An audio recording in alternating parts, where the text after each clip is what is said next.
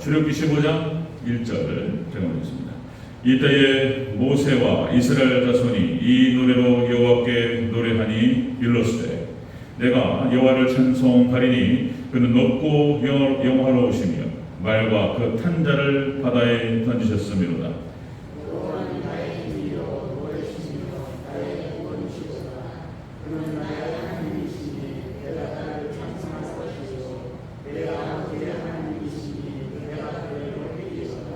여호와는 용사시니 여호와는 그의 이름이시로다.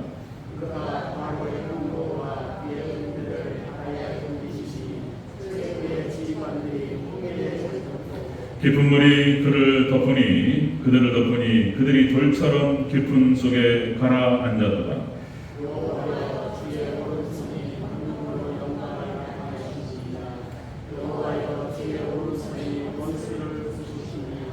주께서 주의 큰 위엄으로 주를 거스르는 자를 엎으시니이다.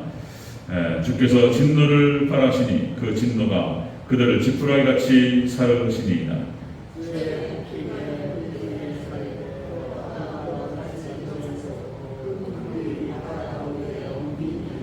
원수가 말하기를 내가 뒤쫓아 따라잡아 탈취물을 나누리라. 내가 그들로 말미암아 내 욕망을 채우리라. 내가 내 칼을 빼리니 그 내 손이 그들을 멸하리라 하였으나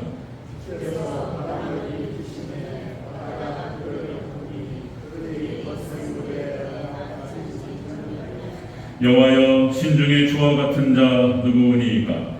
주와 같이 거룩함으로 영광스러우며 찬송할 만한 위엄이 있으며 기이한 일을 행하시는 자가 누구니이까?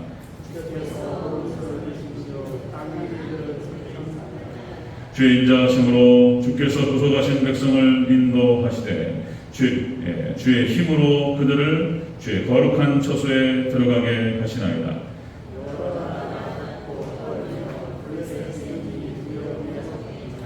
에돔 두령들이 놀라고 모압 영웅들이 떨림에 잡히며 가나안 주민이 낙담하나이다.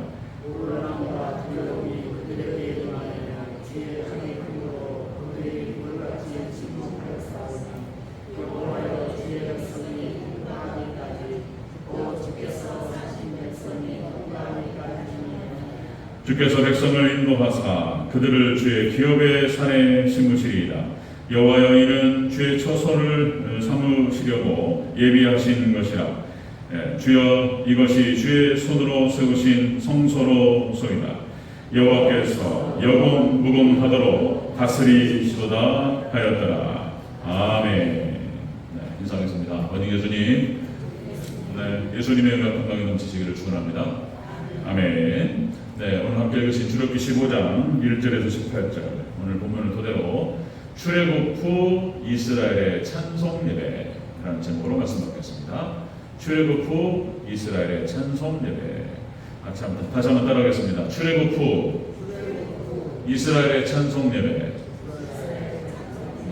지금 우리가 예배에 관한 시리즈를 쭉 보고 있습니다. 성경 전체에서 예배를 뭐라고 얘기하는가, 우리가 어떠한 예배를 드려야 하는가에 대해서 우리가 쭉 찾아가면서 살펴보고 있는데요. 예배에 대한 개념도 사실 우리가 많이 흐릿해진단 말이에요.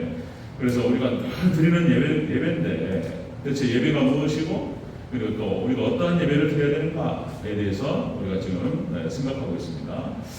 자, 여러분들 첫 번째로 최초의 세 가지 예배 형태 그랬죠? 최초의 세 가지 예배, 가인의 예배, 탐심 예배라고 그랬습니다. 믿음이 없었어요, 가인이. 그 다음에 아벨의 예배. 아벨의 예배는 순교의 예배였다. 예배 잘 드리고 죽었습니다.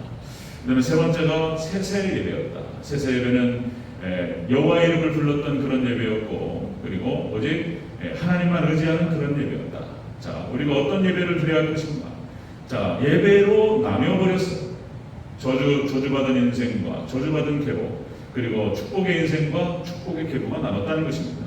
자, 우리가 가인의 예배를 드릴 것인가, 아벨의 예배를 드릴 것인가, 그리고 세세 예배를 드릴 것인가.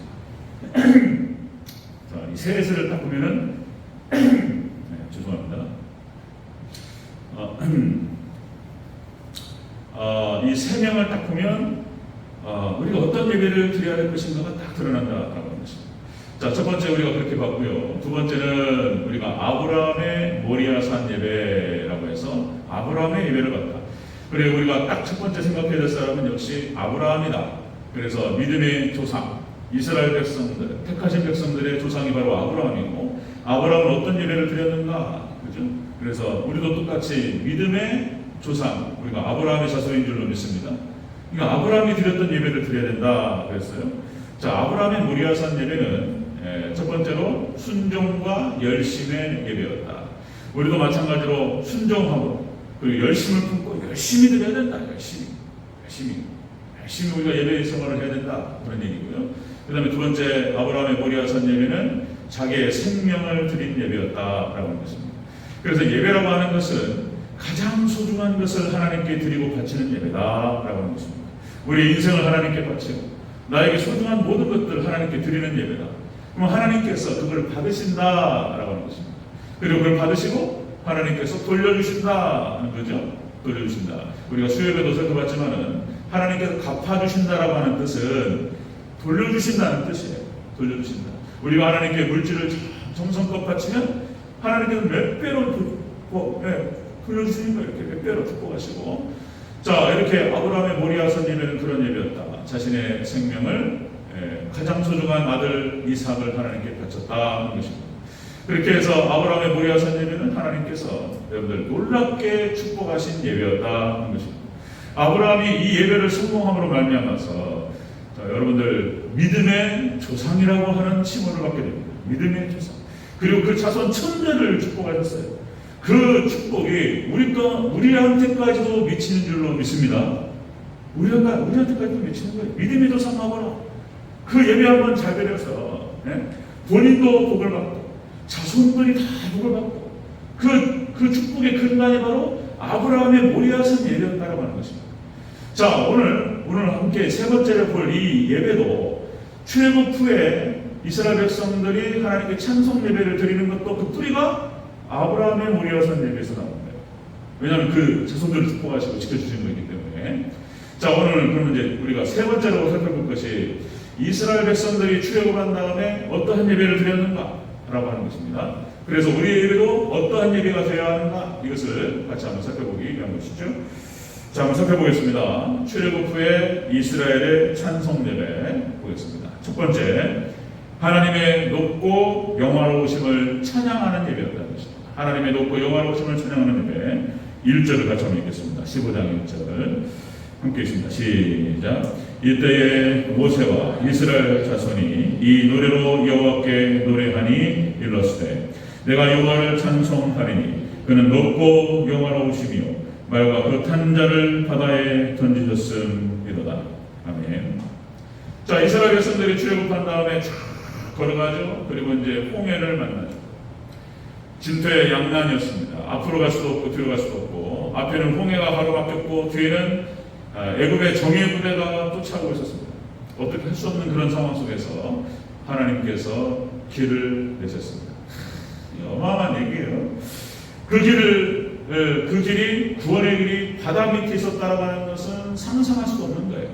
여러분들, 하나님께서 우리를 구원하실 때 예측할 수 없고 상상할 수 없고 형용할 수 없는 방식, 하나님의 방식은 여러분들 무한대. 숫자로 어떻게 한정 지을 수가 없어요. 하나님의 방식은 어떤 형태로든지 하나님 택하신 백성들을 구원하시는 놀라운 방식으로 이끄실 줄로 믿습니다. 자, 이런 구원을 받은 다음에 이스라엘 백성들이 하나님의 높고 영화로우심을 찬양했다. 자, 모든 영광을 하나님께 올려드리는 그런 예배였습니다. 우리가 예배드릴 때, 자, 여러분들 삼일체 하나님, 성부 하나님, 성자 예수님, 성령 하나님께 모든 영광을 돌려드리는 그런 예배여야 될 줄로 믿습니다. 우리 하나님께만 영광 올려드리는 그런 복된 예배를 드리시는 저와 여러분 되시기를 축원합니다. 하나님께만 영광 올려드리는 예배. 자, 여러분들 오늘 홍해 출애굽기 14장을 자세히 보면은 이스라엘 백성들이 홍해를 딱 건너가는 그런 장면들이 아주 자세하게 묘사되고 있습니다. 자, 이 홍해라고 하는 것은 아라비아 반도, 아프리카와 아라비아 반도 사이에 있는 아카바만이라고 하는 곳입니다. 아카바만. 그러니까 깊은 멀리 떨어진 곳은 한 20km가 넘어요. 이 폭이. 그리고 깊이도 2000m가 넘습니다.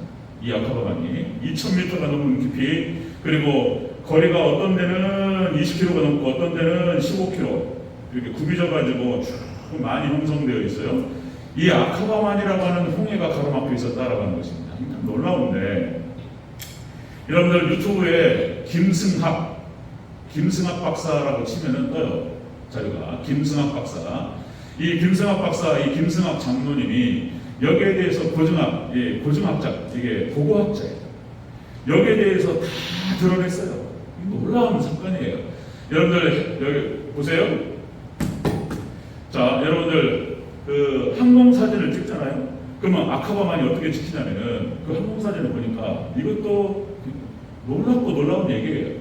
여러분들 이스라엘 백성들이 홍해를 건널 때에 그 바다 밑에 다리가 있었다는 거예요. 다리가 있었다는 거예요. 그러니까 딱 찍으면은 그 이스라엘 백성들이 건넜던 16km 정도 되는 거리, 그리고 폭이 한 1.5에서 1.6km 정도 되는 폭으로 거기가 그 부분만 옅게 딱 찍혀요. 그 주변에는 파란색으로 굉장히 그냥 천길 남떨어져요. 자, 깊이가 가장 깊은 곳은 2000m가 넘습니다. 2000m, 1800m가 넘는 막 낭떠러지 바다의 해저로. 그런데 이스라엘 백성들이 건넜던 그것만 쫙 해가지고 얇게 다리가 놓여져 있습니다. 그럼 하나님께서 대체 어떻게 그 다리를 언제부터 놓으셨을까? 이것도 미스터리예요, 미스터리. 그러니까 여러분들 그 당시 사막이 있는데 시나이 반도하고 수르 방향에서 흘러내린 이 모래로 만들어졌다라고 말하기에도 어려워요. 이것도 어려운 거예요, 이것도. 대체 언제부터 그 다리를 하나님께서 조성하시고 만드셨는지 모르겠지만 놀랍게 다리가 형성되어 있어요.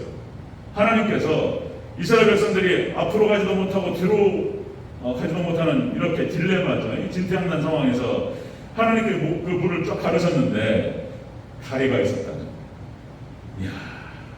그리고 또 하나 놀라운 것은 거기서 이 다리에 놓여있는 1.6km 폭 안에 그 안에서 이제 쫙 들어가서 살펴보니까 애굽의 마차 바퀴가 발견돼요. 그러니까 여러분들 김승학 박사 유튜브에 찍으시면 다 나옵니다. 그걸 또 여러분 공격하는 사람도 있고 하는데 하여튼 어려워요. 그 밑에 애굽의 그 마차 바퀴들이 이렇게 묻혀가지고 쫙 놓여져 있어요. 하나님께서 역사하신 그런 장면들이 쭉 나타납니다. 자, 여러분들 다시요. 출애굽기 14장에 홍해를 가르치는 그런 이야기가 쭉 기록되는데 놀랍습니다. 하나님께서 자, 출애굽기 14장 10절 14절에서 이렇게 기록됩니다. 자, 바로가 가까이 오니까 이스라엘 백성들이 공포에 떨어요. 불안해하면서 막 떠니까 하나님께서 모세를 통해서 말씀하셨어요. 뭐라고 말씀하셨냐면 두려워하지 말라. 너희는 가만히 있어. 하나님께서 행하시는 구원을 보라. 하나님께 모세를 통해서 선포하셨습니다. 자, 두려워하지 말라. 여러분들 우리가 인생 살다 보면 하나님 백성들이 살다 보면 여러 가지 환난과 어려움이 찾아올 수 있다는 거예요. 마지막에 정말 대환란 때도 마찬가지입니다. 자, 이 애굽의 바로가 적그리스도를 상징하는 거예요. 짐승 적그리스도. 자, 짐승 적그리스도를 중심으로 해서 우리 하나님 백성들 교회에게 불어닥칠 쓰나미 같은 대환란이 있어요. 몰려와요. 그때 하나님께서 똑같은 말씀이신 거예요. 두려워하지 말라. 원망하거나 불평하지 말라는 거예요. 하나님께서. 그리고 자, 가만히 서 있으라 이렇게 말씀하세요. 가만히 서 있으라. 이스라엘 백성들이 가만히 서 있는 거예요. 가만히 서 있다는 것은 아무것도 하지 말고 가만히 있으라 이런 뜻이라기보다는 자, 이런 뜻이에요. 흔들리지 말라 그런 뜻이에요.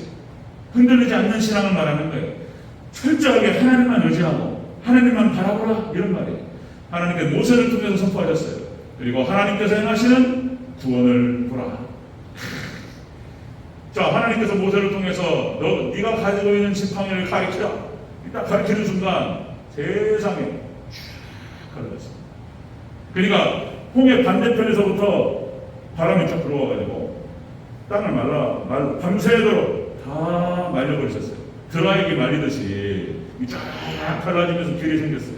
1.6km 폭. 그 옆에는 남떨어져요. 이스라엘 백성들이 쫙 건너가게 됩니다.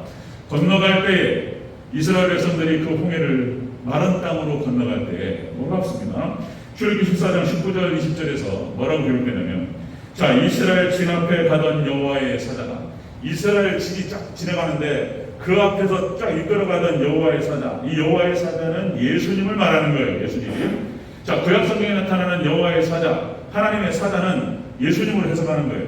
그 여호와의 사자가 앞에서 쭉 이끌다가 뒤로 와요. 뒤로 빠져가지고 그들의 뒤로 옮겨가며, 구름도 앞에서 그 뒤로 구름도 옮기고, 그 여호와의 사자도 자, 이스라엘 진 맨 뒤쪽으로 옮겨가지고, 자, 애굽의 군대가 오지 못하도록 가운데를 차단시킵니다. 딱 가로막아요. 자, 애굽 진과 이스라엘 진 사이에 이르러 서니, 자, 이것이 출애굽기 14장 19절 20절 말씀이에요. 자, 밤새도록 저쪽이 이쪽에서 가까이 못하였다. 애굽의 진이 이스라엘 진을 침범하지 못했어요. 딱 가로막아요, 하나님께서. 여러분도 마찬가지입니다. 우리가 대환란과 뿐만 아니라 여러분 우리 인생 가운데 불어닥칠 수 있는 사단의 역사, 여러분 우리가 하나님을 의지하고 나아갈 때 하나님께서 가로막아서고 막아주실 줄로 믿습니다. 똑같은 방식에 하나님께서 하나님 백성들을 지키실 때, 교회를 지키실 때 이렇게 지킨다는 거예요. 하나님께서 딱 막아서서 못 건들게 가로막아버려요. 그리고 출애굽기 14장 21절, 자, 모세가 바다에 손을 내밀며 하나님께서 여호와께서 큰 공풍을 밤새도록 바닷물에 물러가게 하시니 물이 갈라져 바닷가에 마른 땅이 된지라. 자, 이 기록이 고증을 했을 때 정확하게 맞다는 거예요. 풍풍이 바람이 불어가지고 쫙 마르면 쫙 갈라집니다. 자, 그 다음에 25절에서 자, 따라 들어가요. 애굽의 군병들이 따라 들어갑니다. 최정예 군대였어요. 따라 딱 들어가는데 그들의 병과 바퀴를 벗겨서 달리기가 어렵게 하시니 애굽 사람들이 이르되, 이 장면을 보고, 자, 이 애굽의 병사들이 하는 말이에요. 자, 애굽 사람들이 이르되, 이스라엘 앞에 우리가 도망하자. 여호와가 그들을 위하여 애굽 사람들을 치는도다. 이렇게 얘기하는 거예요. 도망하자. 그리고 마차를 돌려서 도망하는 상황에 하나님께서 싹 쓸어버려요.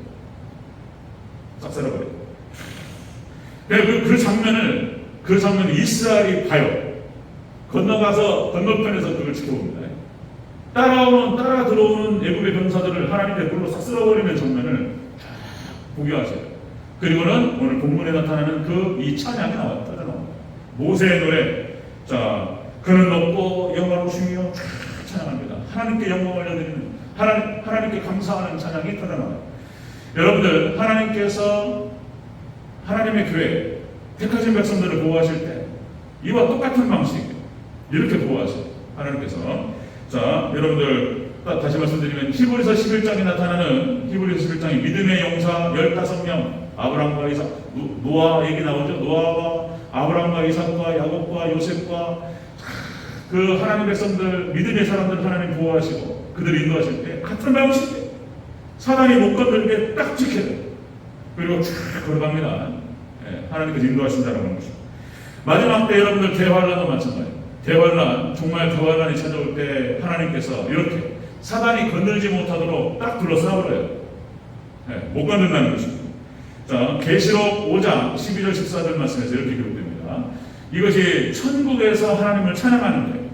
이스라엘 백성들이 천국에 딱 올라가서 하나님께서 어떻게 구원하셨는가에 대해서 영광을 올려드리면서 했던 기록. 자, 계시록 5장 12절 14절. 큰 음성으로 이르되, 죽임당하신 어린 양 능력과 부와 지혜, 힘과 존귀와 영광 찬송 받으시기에 합당하시다. 천국 가서 우리 하나님 백성들 하나님을 찬양하게 될 줄로 믿습니다. 아멘. 성경 전체가 하나예요. 하나. 똑같은 얘기를 하고 있는 거예요. 장면만 다를 뿐이지 하나님 택하신 백성들을 어떻게 구원하시는가에 대해서 다양한 각도에서 다양한 사건으로 하나님께서 다 기록하셨어요. 하나님 택하신 백성들을 구원하십니다. 이스라엘 백성들이 출애굽한 다음에 이스라엘 하나님을 찬양하는데, 찬양 예배 가운데에서 모든 영광을 하나님께 올려드리는 그런 예배, 오늘 보면 찬양 예배를 드리는 것을 볼 수가 있습니다. 우리가 어떤 예배를 드려야 될 것인가? 마찬가지입니다. 여러분들 모든 영광 하나님께 올려드리는 그런 예배로 찬양으로 나아갈 때 하나님께서 기뻐 받으실 줄로 믿습니다. 하나님께서 자, 두 번째입니다. 출애굽 후 이스라엘의 찬양 예배. 두 번째는 자, 여호와의 구원하심을 찬양하게 되는 거예요. 하나님의 구원하심을 찬양합니다. 자, 2절을 다시 한번 읽겠습니다. 2절 시작. 여호와는 나의 힘이요 노래하시며 나의 구원이시로다. 그는 나의 하나님이시니 내가 그를 찬송할 것이요 내 아버지의 하나님이시니 내가 그를 높이리로다. 아멘. 여호와의 구원하심을 찬양하는 예배였다. 출애굽 후에 이스라엘 백성들이 찬양 예배 홍해의 기적을 만난 다음에 하나님의 구원하심과 역사하심을 체험하고 모든 영광을 하나님께 올렸대요. 그리고 하나님의 구원하심을 찬양했어요. 여러분들 우리가 예배를 어떻게 드려야 될 것입니다. 똑같습니다. 우리를 구원하신 하나님께 모든 영광을 올려드리면서 구원하신 하나님을 찬양하는 그런 예배가 되시기를 주의 이름으로 축원합니다. 우리를 구원하신 하나님을 찬양합니다. 성경 전체가 구속사라고 그러죠. 성경 전체가 구속사. 구속의 역사, 그 역사가 하나님의 구원의 역사라는 거예요. 구속사라는 뜻이. 성경 전체가 구속사예요. 자, 처음에 창세기 1장에서 하나님께서 세상을 창조하시고 천지를 창조하시고 그리고 아담과 하와를 에덴 동산에 두시고 그런데 아담과 하와가 타락해 버린단 말이에요. 그리고 창세기 3장부터는 그 이후부터는 다 구속사예요. 구속사. 하나님께서 어떻게 구원하셨는가. 그리고 다 예수님 예표를 말하는 거예요. 하나님의 구원 역사를 다 기록하고 있습니다. 그 대표적으로 하나가 오늘 본문 얘기인 거예요. 하나님의 구원의 역사. 홍해의 기적을 통해서 하나님께서 이스라엘을 구원하셨던 그 역사. 또다시 말씀드리면 하나님께서 하나님의 택하신 의인들을 어떻게 구원하셨는가. 아브라함을 어떻게 구원하셨고 이삭, 야곱, 요셉, 오늘 본문에서 모세를 통해서 자, 여러분들 요셉이 이런 표현을 씁니다. 창세기 45장 7절 요셉이 그 형들이 벌벌벌벌 떨고 있었어요. 아니 세상에 죽여버렸다. 죽이려고 했던 동생 요셉. 그죠? 팔아버렸어요. 어딜 가서 죽었는지 살았는지 모르고. 그런데 세상에 그 형들 눈앞에 요셉이 애굽의 총리가 돼가지고 눈을 시퍼렇게 뜨고 있는 거예요. 벌벌벌벌 떨렸어요. 그 장면이 창세기 45장에 기록됩니다. 자, 요셉이 이렇게 표현해요. 요셉이 그 형들한테 이렇게 표현합니다. 하나님께서 큰 구원으로 당신들의 생명을 보존하고 당신들의 후손을 세상에 두시려고 나를 당신보다 먼저 보내셨나니 당신들은 나를 해하려 하였으나 하나님은 그것을 선으로 바꾸사 오늘같이 많은 백성의 생명을 구원하게 하시려 하셨나니. 이렇습니다. 여러분들 요셉을 하나님께서 구원자로 세우시고 그 여러 가지 파란만장한 많은 아픔이 있었지만 하나님께서 요셉과 함께 하시고 요셉을 구원하시고 그리고 구원자로 세우셨다. 요셉이 참 예수님을 많이 닮아있고 예표하는 그런 인물입니다. 예수님의 모형과 상징, 예표 다 그렇게 보여요. 자, 여러분들 하나님께서 구원 역사를 이루실 때 우리가 상상할 수 없는 방식으로 그렇게 구원하신다. 여러분들 합력하여 선을 이루시는 하나님께 모든 영광 감사 올리시기를 축원합니다. 그렇게 구원하신다는 거예요. 자, 또다시 출애굽할 때 하나님께서 모세를 통해서 이스라엘 백성들을 출애굽시키시고 홍해를 가르시고 광야 40년을 인도하시고 하나님께서 이끌어 가르치는 그런 장면들. 성경 전체가 그 역사예요. 그 얘기예요. 가나안 정복 전쟁을 치를 때에 또 하나님께서 여호수아를 세우시고 여호수아를 통해서 이스라엘 백성들을 승리로 이끄시고 그들을 구원하시는 그런 장면. 그 다음에 여러분들 사사기 역사 보면은 마찬가지입니다. 사사기에 12명의 사사가 기록돼요. 좀 재밌어요. 이게 10이라는 숫자가. 이스라엘 12지파, 자, 그 다음에 12사도. 사사기에 나타날 때 사사가 12명이 기록됩니다. 12명. 마지막 사사가 지금 삼손이에요. 삼손을 살펴가다가 지금 10편 잠깐 보고 있는데 삼손 12번째 사사. 그러니까 하나님께서 사사를 보내실 때 이스라엘 백성들이 뭡니까? 우상 숭배를 하고 하나님을 떠나요. 그래가지고 하나님께서 그들을 때리셔요. 그러니까 다른 이방 족속들의 속국이 돼가지고 고통스러워해요. 그럼 이스라엘 백성들이 하나님께 부르짖어요. 하나님 살려주셨었어요. 잘못했습니다. 기도해요. 그럼 하나님께서 부르짖어 기도할 때 구원자를 보내셔요. 그게 그렇게 기록됩니다. 12번 다 하나님의 구원자를 보내시는데 그 구원자가 사사예요. 사사. 하나님의 사사를 통해서 구원하셨어요. 네? 마지막 12번째 사사가 바로 삼손이었고 하나님께서 블레셋을 통해서 블레셋에서부터 삼손을 통해서 구원하시는 그런 장면들. 성경 전체 그 얘기예요. 11개의 역사, 하나님께서 하나님의 성군, 그죠? 하나님께서 들어 쓰시는 왕을 통해서 이스라엘을 또 인도하시는 그런 장면. 그런데 사람 왕은 안 돼요. 사람 왕은 안 돼요. 결국 멸망하는 거예요. 사람 왕은 안 돼요. 자, 그러나 하나님께서 역시 다윗을 통해서 이스라엘 백성들을 구원하시는 그런 장면, 그죠? 히스기야, 여호사밧, 요시야, 그 밖에는 다 타락해버렸어요. 그냥 다 타락해버렸어요. 몇 명이 안 돼요. 몇 명 찾을 수가 없어요. 자, 이스라엘에 하나님께서 왕을 세우셔서 그를 통해서 하나님께서 각성하게 하시고 이스라엘을 구원하시는 그런 장면. 다 그 얘기예요. 성경 하나님께서 구속의 역사, 하나님께서 어떻게 구원을 이루어 가셨는가. 그 다음에 역시 이제 신약으로 내려와서 역시 예수님께서 오셔서 완성하셔요. 그리고 그 다음부터는 역시 또 사도들을 통해서 구원하시는 장면. 사도행전 28개의 장을 통해서 하나님께서 사도들을 통해서 어떻게 구원의 역사를 이루어 가시는가. 그 기록들, 그죠? 마지막 종말 시대도 마찬가지입니다. 역시 두 증인을 통해서 이루어 가실 것이다. 여러분들 하나님께서 이루어 가실 구원을 찬양하고 하나님께 예배하는 저와 여러분 되시기를 축원합니다. 그 구원을 했어요. 자, 요한계시록 15장 3절 이렇게 기록되죠. 불이 섞인 유리바닷가에서 요한계시록 15장에 여러분들 오늘 본문 모세의 노래가 기록돼요. 그걸 인용해요. 요한계시록 15장에서 하나님의 종 모세의 노래, 그죠? 어린 양의 노래를 불러 이르되, 마지막 때 똑같이 합니다. 똑같이. 오늘 본문에 나타나는 출애굽기 15장에 나타나는 이 노래를 우리가 종말에 승리한 다음에 우리도 부르게 될 줄로 믿습니다. 아멘. 똑같이 불러요. 똑같이. 자, 우리의 예배는 어떤 예배가 되어야 하느냐? 오늘 출애굽 후에 이스라엘 백성들이 찬양했던 이 찬양 예배, 오후에 우리가 찬양 예배를 시로 하는데 더 풍성해질 줄로 믿습니다. 우리가 하나님께서 이 어떤 과도기를 잘 지나면 하나님께서 은혜 가운데 함께 하셔서 하나님 찬양 예배 더 화려하게, 더 많은 사람, 그죠? 이렇게 찬양하는. 자, 여러분들 우리 예배는 바로 이런 예배가 되어야 됩니다. 출애굽한 다음에 이스라엘에 했던 찬양 예배처럼 모든 영광을 하나님께 올려드리고, 그죠? 하나님의 구원하심을 찬양하는, 감사하는 예배가 되어야 됩니다. 세 번째 출애굽 후에 이스라엘의 찬양 예배. 세 번째는 바로와 그 군대를 멸하심을 찬양했어요. 그 멸하시는 장면들, 원수 마귀들이 멸망당하는 것을 감사하며 찬양하겠습니다. 자, 우리 3절부터 7절을 쭉 읽겠습니다. 3절부터 7절 시작. 여호와는 용사시니 여호와는 그의 이름이시로다. 그가 바로의 병거와 그의 군대를 바다에 던지시니 최고의 지휘관들이 홍해에 잠겼고 기쁨이 그들을 덮으니 그들이 돌처럼 기쁨 속에 가라앉았도다. 여호와여, 주의 오른손이 권능으로 영광을 나타내시니이다. 여호와여, 주의 오른손이 원수를 부수시니이다. 주께서 그의 주의 큰 위엄으로 주를 거스르는 자를 엎으시니이다. 주께서 진노를 가하시니 그 진노가 그들을 지푸라기같이 사르시니이다. 아멘.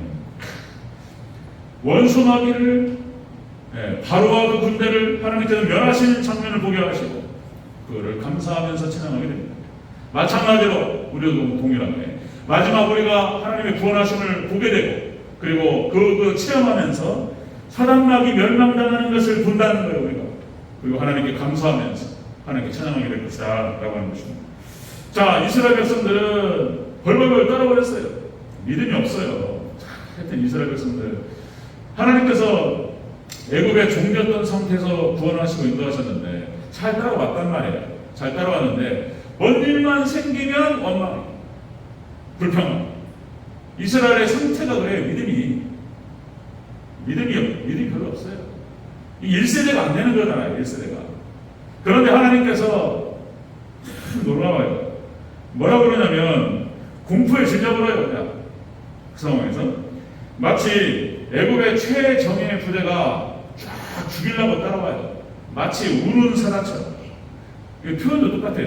신약 성경에서 말하는 에베소서 6장에서 말하는 우는 사자처럼 삼킬 자를 찾아 돌아다닌다 이렇게 표현하고 있는데, 오늘 본문에서 애굽의 정예 부대가 분노에 가득 차가지고 이스라엘 백성들 다 죽여버리려고 그런 거예요. 지금 추적해가지고 들어왔어요. 마치 우는사자처럼 오니까 이스라엘 백성들이 벌벌벌 떨어버립니다. 공포의 대상이에요. 공포의 대상. 여러분들, 우리가 트라우마라는 것이 있습니다. 이스라엘 백성들이 애굽 땅에 있을 때에 애굽의 군대들이 이런 거예요. 억압했어요. 채찍으로 때리고, 그렇죠? 두드러 패고, 학대하고, 남자아이는 다 죽여버렸어요. 그러니까 막 애굽하면 막 이게 막 무서운 거예요. 근데 이게 막 온단 말이에요. 지금 쓰나미처럼 막 죽이려고 막 이렇게 오니까 벌벌벌 떨면서 이스라엘 백성들의 반응이 어떠냐면 이런 거예요. 출애굽기 14장 10절 12절. 믿음이 없는 반응을 나타내요. 애굽에 매장지가 없어서 당신이 우리를 이끌어내서 이 광야에서 죽게 하는가? 애굽 사람을 섬기는 것이 광야에서 죽는 것보다 낫지 아니한가? 이렇게 얘기했단 말이에요. 이스라엘 백성들의 이 믿음 없는 모습을 보세요. 그런데 중요한 것은 뭐냐면 그렇게 믿음이 없었지만 그 이스라엘 백성들 안에 있는 구원의 씨앗이 있는 거예요. 구원의 씨앗이. 거기에서부터 하나님께서 예수님을 내셔야 된단 말이에요. 그들이 구원의 씨앗, 그나마 믿음이 없는데 거기에 믿음의 씨앗이 있기 때문에 그들을 구하셨던 거예요. 여러분들, 우리가 믿음이 없어요. 믿음이 연약하고. 그러나 여러분들 안에 겨자씨만한 믿음이 있고 부족하지만 예수를 믿는 믿음이 그 안에 있다면 하나님 동일하게 여러분들을 보호하시고 함께 하실 줄 믿습니다. 아멘. 이 은혜가 있으시기를 주의 이름으로 축원합니다. 원망하고 불평하고 탄식하고 이 믿음 없는 소리를 한번 들어보세요. 그런데 하나님께서 그들 안에 있는 믿음의 씨앗 겨자씨만큼 조그맣게 없어요. 그냥. 그러나 그것만 있다 할지라도 하나님께 구원하시는 장면을 보세요. 오늘 함께 읽었지만 3절부터 7절까지 우리가 함께 읽었죠. 이런 표현이 나온단 말이에요. 하나님께서 역사하셔가지고 구원하시는데, 자, 그 말과 그 탄자들을 바다에 던져버려요. 사단마귀를 박살을 내요. 하나님께서. 두 번째, 주의 오른손이 원수들을 부셔버렸다고 표현해요. 부셔버려요. 사단마귀 부셔버립니다. 그 다음에 세 번째, 큰 위험으로, 자, 주를 거스르는 자들을 엎어버리셨다고 표현해요. 엎어버려요. 사단마귀 이렇게 하는 거예요. 하나님께서. 사단마귀. 네 번째, 하나님의 진노로 그들을 지푸라기같이 불살라버려요. 하나님께서. 우리를 공격하고 하나님 백성들, 교회를 건드는 자들은 하나님 살려두지 않습니다. 그 안에 겨자씨만한 믿음만 있다. 여러분이 우리가 믿음이 부족했어요. 연약하고. 그렇지만 여러분들 예수님만, 하나님만 잘 붙드시기를 축원합니다. 아멘. 대단한 삶을 그럴수록 더 좋죠. 그럴수록 더 하나님께서 기뻐하시고 축복하시고 더 큰 인물로 쓰시죠. 그러나 우리가 부족한다 할지라도 그 안에 믿음의 씨앗이 있다. 이렇게 하나님께서 보호하시고 함께 하실 줄 믿습니다. 아멘. 이 축복이 있으시기를 축원합니다. 하나님께 보호하셨어요. 하나님께서. 마찬가지예요. 성경에 나타나는 모든 적그리스도를 상징하고 모형하는 적그리스도 국가들, 애굽, 아수르, 바벨론, 메데바사, 헬라, 로마, 하나님 백성들을 괴롭혔어요. 그들은 하나님 백성들을 공격하고, 또 어떻게 다르게 표현하면은 이스라엘 백성들이 하나님을 잘 섬기지 않고 말씀을 떠나니까 사람 막대기와 인생 채찍으로 때리셨어요. 때리시는 도구로 그들을 사용하셨어요. 애굽, 아수르, 바벨론, 메데바, 그들을 통해서 이스라엘 백성을 때리셨어요.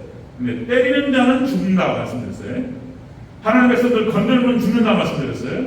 하나님 가만두지 않아요. 그만큼 하나님께서 하나님 백성들을 사랑하세요. 하나님을 사랑하는 자, 예수를 믿음으로 나오는 자, 하나님 사랑하십니다.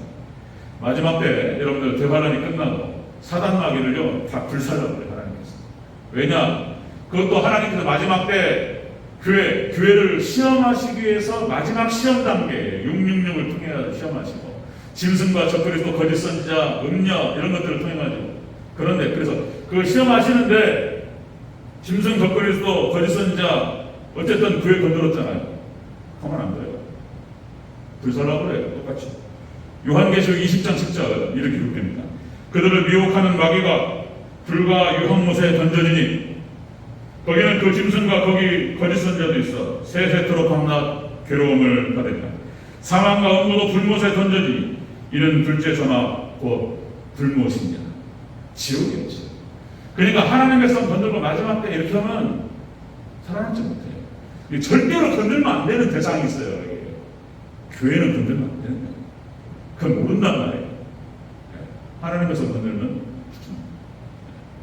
이렇게 죽어요. 오늘 같이. 자, 여러분들 우리는 하나님의 구원을 보게 될 것이다.